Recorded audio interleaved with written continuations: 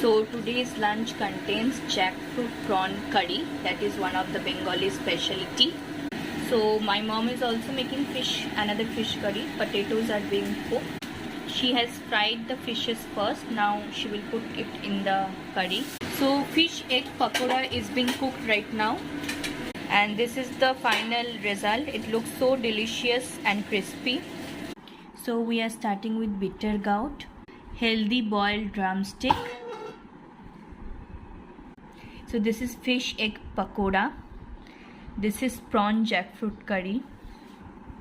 This is masoor dal.